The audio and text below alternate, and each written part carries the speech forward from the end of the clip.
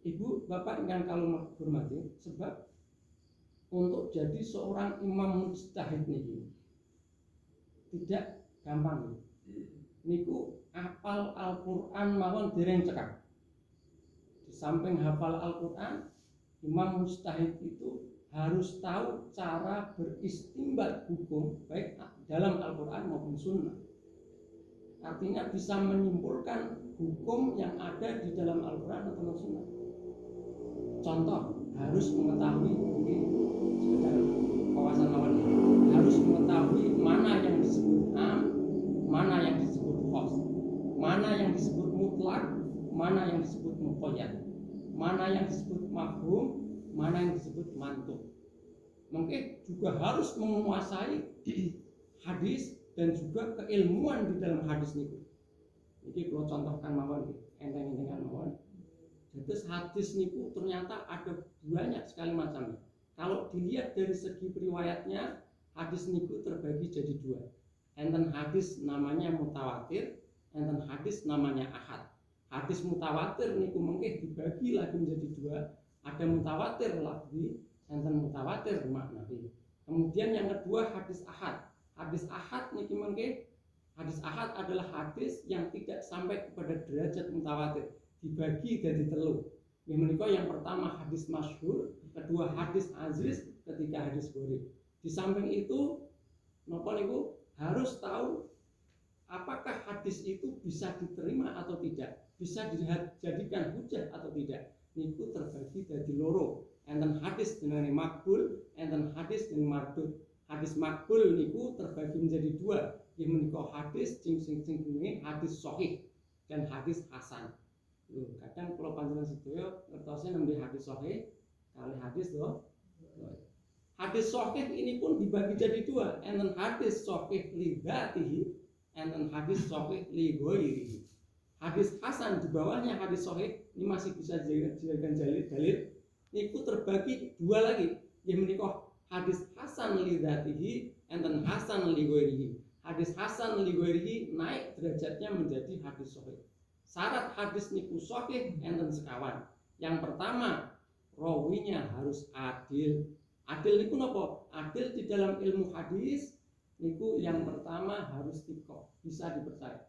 Yang kedua, orangnya harus lepas daripada maksiat, tidak melakukan maksiat, tidak melakukan dosa-dosa besar, menghindarkan diri dari dosa-dosa kecil. Kemudian yang kedua, syarat hadis itu sahih, rawinya harus dhabit. Dhabit itu harus kuat hafalannya. Kuat hafalan niku dibagi menjadi dua. Yang pertama dhabton sodron, yang kedua dhabton kitabah. Kemudian yang ketiga yaitu lepas atau selamat dari yang namanya syad. Apakah itu syad? Syad niku artosipun pertentangan antara dua hadis atau berbagai macam hadis. Kalau ada hadis bahkan itu hadis sahih tapi bertentangan dengan hadis sahih yang lain, maka derajat kesahihannya turun langsung menjadi hadis yang namanya hadis mudharid. Hadis mudharid niku dengan hadis simpang siur, tidak bisa dijadikan dalil. Kemudian hadis tidak dijadikan dalil tidak bisa, atau hadis dhaif macam-macam. Enten hadis naminipun hadis mursal, enten hadis mudallas, enten hadis munqati, enten hadis muallaq, enten hadis matruk, enten hadis makhluk, enten hadis munqalid, enten hadis mudharid, enten hadis mudraj, kemudian dan lain sebagainya. Di samping niku menurut Imam Ahmad bin Hambal, seorang imam mujtahid yang diikuti oleh orang niku sedikitnya harus hafal 400.000 hadis. Pinten? 400.000 hadis. 400.000 hadis. Maka Imam Bukhari nanti mirang nggih. Imam Bukhari niku pengarang kitab Sahih Bukhari. Kitab Sahih Bukhari niku kitab sing paling sahih setelah Al-Qur'an. Kitab Sahih Bukhari. Ahli hadis nomor 1 enten dunya. Imam Bukhari. Niku pun bermadhab. Nah, madhabipun napa? Madhabipun Syafi'i. Saya di dalam hadis, kata Imam Bukhari, memang saya ahlinya tetapi di dalam urusan fikih mengambil hukum dari Al-Quran dan Sunnah saya serahkan kepada ahlinya, saya ngikut simbah guru saya saja. Dan terus Imam Syafi'i niku simbah gurune Imam Bukhari. Kok saged Imam Bukhari niku kagungan guru jenengane Imam Ahmad bin Hambal. Imam Ahmad bin Hambal niku pengarang kitab Musnad Ahmad bin Hambal. Imam Ahmad bin Hambal kagungan guru jenenge Imam Syafi'i. Itu simbah guru nih. Imam Syafi'i kagungan guru nggih menika Imam Malik. Imam Malik kagungan rencang namine Imam Abu Hanifah, di samping teman juga saling menimba ilmu. Imam Abu Hanifah itu merupakan tabi'in, berguru kali siapa? Kepada sahabat, sahabat berguru kali siapa? Kepada Nabi Muhammad SAW. Nabi Muhammad berguru kali sinten? Allah Subhanahu wa taala. Terus untuk silsilah ilmu itu sampai pada Nabi Muhammad SAW. Imam Bukhari niku pun bermanfaat. Ibu bapak ingkang kawula hormati, wonten donya niku enten sekawan madhab besar. Niki sing semuanya ahlus sunnah wal jamaah nggih. Semuanya masuk ahlus sunnah wal jamaah, bukan yang lain. Yang pertama jenengane madhab Hanafi. Niki sing paling tua. Namanya dinisbahkan kepada nggih menika Imam Hanafi. Lahir tahun 70 Hijriah. Imam Ahlur Ra'i orangnya sangat cerdas, tapi menggunakan kecerdasannya untuk membela Al-Quran dan Sunnah. Nah, pengikut Imam Hanafi ini tentunya paling kathah. Nggih menika sekitar 45%. Sakniki tersebar wonten pundi? Wonten Asia Selatan. Kados India, Pakistan, Bangladesh, Burma, Sri Lanka dan seterusnya. Asia Selatan ini rata-rata madhabipun Hanafi. Kemudian madhab yang kedua yang terbesar nggih menika madhab Maliki. Sinten Maliki niku dinisbahkan nama Imam Malik, gurunipun Imam Syafi'i. Pengikutnya sakniki niku sekitar 25%. Zaman riyen madhab nggih menika Maliki niki enten Madinah Al-Munawwarah, kemudian bergeser ke arah barat nggih menika sakniki teng Afrika bagian utara dan barat. Mesir bagian utara niku madhabipun Maliki. Sudan, terus enten Tunisia, Maroko niku madhabipun Maliki. Nanti akan saya sampaikan contohnya. Bagaimana madhab Maliki, bagaimana madhab Hanafi dan seterusnya. Terus sakniki madhab yang ketiga nggih menika madhab Syafi'i. Nah, tengiran nggih Syafi'i ini sangat terkenal. Sebab napa? Madhab Syafi'i ini tersebar wonten Asia Tenggara, termasuk Indonesia, Singapura, Brunei Darussalam, Malaysia, bahkan menjadi madhab resmi kerajaan Brunei Darussalam dan kerajaan Malaysia. Madhab Syafi'i. Pengikutnya berapa persen? Pengikutnya sekitar 25 sampai 28%. Madhab yang terakhir yang paling muda namanya madhab Hambali. Dinisbahkan namanya kepada Ahmad bin Hambal, Imam Ahmad bin Hambal. Sinten Imam Ahmad bin Hambal itu muridipun Imam Syafi'i. Sing paling cerdas wonten Baghdad. Nah, madhab Hambali niki pesertanya paling sithik menika sekitar 5% mawon. Di mana? Di Arab Saudi nyebarnya. Maka madhab resmi Arab Saudi niku madhab Hambali. Ibu bapak ingkang kawula hormati, nah, contoh perbedaan antara satu madhab dan yang lainnya. Tapi niku perbedaan niki masih dalam tataran furu'. Dados mboten pokok nih. Artosipun apa? Mereka tidak berbeda pendapat apakah sholat subuh itu wajib atau tidak. Sebab semuanya sepakat sholat subuh niku hukumnya wajib. Yang berbeda pendapat di antara imam madhab, apakah kunut itu bagian dari sholat subuh atau tidak. Maka Imam Hanafi memilih berijtihad, kunut subuh tidak menjadi bagian daripada sholat subuh mboten kunut. Kemudian Imam Maliki beliau beristihad kunut subuh merupakan bagian dari sholat subuh, kunutnya dilakukan sebelum ruku. Imam Syafi'i, mayoritas Indonesia Syafi'i, kunut subuh sunnah muakkad, maka kunut subuhnya dilakukan pada sholat subuh, yaitu kapan? Menika setelah ruku. Imam Hambali Arab Saudi mboten kunut sami kan. Ibu bapak ingkang kula hormati, ini masalah furu'iyah, dados mboten masalah pokok. Mereka tidak berbeda pendapat apakah Al-Fatihah itu harus dibaca di dalam sholat atau tidak. Sebab Al-Fatihah hukumnya wajib dalam sholat. Yang mereka berbeda pendapat apakah Bismillah di dalam Al-Fatihah itu dibaca dengan keras ataukah dibaca dengan pelan, jahar atau sir, atau apakah tidak dibaca sama sekali karena masing-masing punya contoh perbedaan ini. Niki sekedar wawasan mawon, pengalaman mawon. Bersentuhan kulit antara laki-laki sama perempuan. Biasanya bubar wudu terus enten tamu, belalah berlainan jenis, salaman, batal napa mboten wudune? Atau bersalaman dengan yang berlainan jenis, angsal napa mboten? Kalau madhab Hanafi niku boleh, tidak membatalkan wudu. Dalilipun napa? Dua dalil sekaligus. Nggih menika yang pertama saking Siti Aisyah radhiyallahu anha. Diriwayatkan oleh Imam Bukhari kali Muslim. Pripun dalilipun? Karena Nabi sallallahu alaihi wasallam yusolli. Kanjeng Nabi Muhammad niku salat. Ketika salat wahia muqtaridatun bainahu wa bainal qiblah. Ketika niku Siti Aisyah niku muqtaridah niku malang. Malang itu enten ngajengane film sare. Nah, faida aroda ayat sudah ketika kanjeng Nabi ingin sujud, wa masabit lah fakubatut. Artinya apa? Digeser. Ketika geser, mboten wudu melih.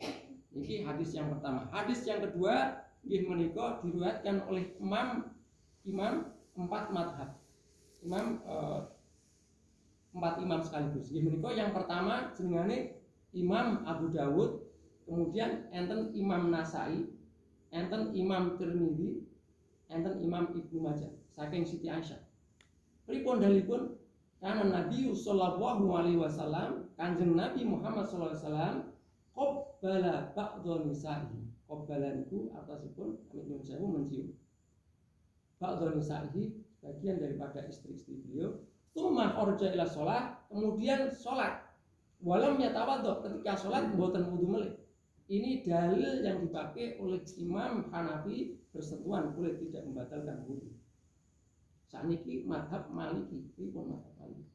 Berdasarkan dua dalil niku ditambah satu dalil saking nggih menika Sayyidina Umar radhiyallahu anhu diriwayatkan oleh Imam Malik dhewe wonten kitabe nggih menika Al-Muwatta.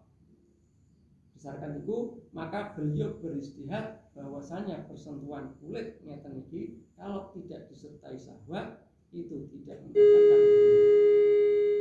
Kemudian saniki madhab Syafi'i. Apakah persentuhan kulit niku membatalkan wudu? Menurut Imam Syafi'i, tidak membatalkan wudu kalau bersentuhan kulit dengan mahram. Mahram itu apa artinya? Tiyang ingkang tidak diperbolehkan untuk dini. Niku enten kalih, tapi mahram niku enten mahram sabab, kalih enten mahram nasab. Lah sing pundi sing tidak membatalkan wudu? Nggih menika mahram nasab. Nasab niku silsilah. Kados ibu kandung bersentuhan kulit mboten napa, adik kandung, simbah kandung, anak kandung, kakak kandung mboten. Kalau mahram nasab, mahram sabab tetap membatalkan wudu. Niki Imam Syafi'i. Imam Hambali pendapatnya sama dengan Imam Maliki. Dan terus kalau disertai syahwat batal tidak. Niki masalah wudu. Kemudian masalah sholat. Masalah sholat. Takbir. Bagaimana caranya bertakbir? Niku enten dua hadis, enten dua dalil. Yang pertama diriwayatkan oleh Imam Bukhari kali Imam Muslim. Pripun dalilipun hadispun kana an-nabi sallallahu alaihi wasallam yarfa'u yadaihi hadwa mankibaihi idza tataha shalah. Kanjeng Nabi niku mengangkat tangannya hadwa mankibaihi sejajar dengan pundak ketika salat. Terus kira-kira sejajar kira-kira nek dipraktekke. Ini hadis yang pertama diriwayatkan oleh Bukhari kali Muslim. Kemudian hadis ingkang nomor kali diriwayatkan oleh Imam Muslim. Karena Nabi sallallahu alaihi wasallam idza kabbara. Kanjeng Nabi niku nalikane takbir, ketika takbir idza kabbara, ketika takbir rafa'a yadayhi, tangannya diangkat.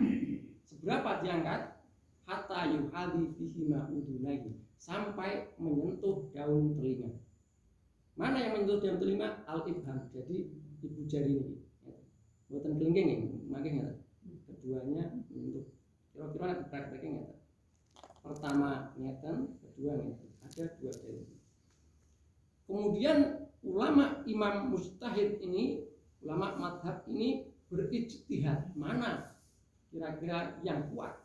Maka Imam Hanafi memutuskan berijtihad kalau takbir diangkat dugi yuhadi bihima udunaihi.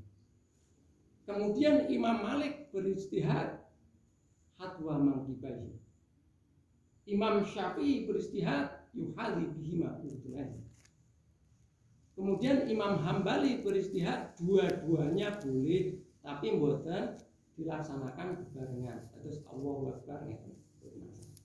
Misalkan sholat subuh nggih ngeten. Mengke sholat zuhur ngeten. Asar. Ini masalah takbir. Kemudian posisi tangan setelah takbir niku wonten pundi posisine? Nah, terus bebar ngeten utawi ngeten posisi tangan wonten pundi kira-kira? Imam Hanafi berpegangan pada hadis Nabi Muhammad SAW ingkang riwayatnya inggih menika Imam Ahmad kalih inggih menika Imam Abu Dawud. Inggih menika minas sunnah, merupakan suatu sunnah. Wad'ul yamin, meletakkan tangan yang kanan ala shimal, di atas tangan yang kiri, tahta surah, di bawah udel. Surah ini atas udel. Nah, terus Imam Hanafi ini saya mau tanya. Nah, terus diangkat nyata. Wad'ul yumna ala shimal, tangan kanan di atas tangan kiri nyata. Terus enten ngisor nyata. Niki Imam Hanafi. Terus Imam Malik sakniki. Imam Malik pripun? Madhab Maliki pripun? Imam Malik memilih setelah takbiripun Imam Malik nyata, tanganipun setelah itu di mana posisinya? Tangannya namanya irsal. Irsal niku lambean. Terus Imam Malik ini ada Allah terus lambean. Terus mboten letakkan di mana? Langsung lambean. Dalilipun apa? Ngeten dalile. Diriwayatkan oleh Imam Al-Bukhari saking Abu Hurairah radhiyallahu anhu. Idza qumtum ila shalah, jika kamu hendak salat, kata-kata Nabi, fakabbir, maka takbirlah. Takbir mbon ngeten, Imam Malik mbon takbir. Tsumma qra' ma tayassara minal Qur'an, kemudian bacalah setelah takbir langsung baca apa yang mudah dibacakan. Jadi posisi tangan tidak penting, yang penting setelah itu membaca apa yang mudah dari Al-Qur'an. Ini pendapat Imam Syafi'i. Sakniki Imam Syafi'i, mayoritas Indonesia Syafi'i, di mana meletakkan tangan setelah takbir? Takbiripun Imam Syafi'i ngeten nggih, menurut madhab Syafi'i, dalilipun mau nabi wau. Kemudian meletakkan tangan di mana? Meletakkan tangan ala sodrihi, di atas dada. Tapi enten sing ngendikan di atas dada mboten persis ndone ngisor sithik. Enten sebagian madhab Syafi'i kemudian diiringke sithik. Napa kok diiringke ngeten? Sebab untuk menyentuh nggih menika kalbi atau hati. Sebab napa? Alat bagian yang paling vital dalam tubuh niku artinya disentuh niku tentrem. Terus menimbulkan kekhusyuan. Maka sebagian kecil enten semeter, tapi mayoritas di atas dada. Niki madhab Syafi'i. Dalilipun napa? Dalilipun nggih menika salat itu ma'a Rasulillah sallallahu alaihi wasallam. Sing salat sinten? Sahabat namanya Wa'il bin Hujur. Salat itu ma'a Rasulillah sallallahu alaihi wasallam. Saya salat bersama Kanjeng Nabi Muhammad sallallahu alaihi wasallam. Fa wada'a yadahul yumna 'alal yusra. Beliau menaruh tangan kanannya di atas tangan kiri ala sodri. Terus Imam Syafi'i ya kan, terus tangan kanan di atas tangan kiri ala sodri ya kan. Enten sing dienceng ingatan seperti enten tapi mboten kata. Niki mazhab Syafi'i. Sakniki mazhab Hambali, Imam Ahmad bin Hambal. Beliau berpendapat seperti pendapatnya Imam Hanafi nggih menika di bawah pusar. Ngeten angsal Imam Hambali terus langsung di bawah pusar. Nah, sakniki niki sing agak penting soalnya kadang wonten masyarakat enten perdebatan. Kita bahas wonten pertemuan ini. Masalah bismillah dibaca pelan atau dibaca keras. Imam Hanafi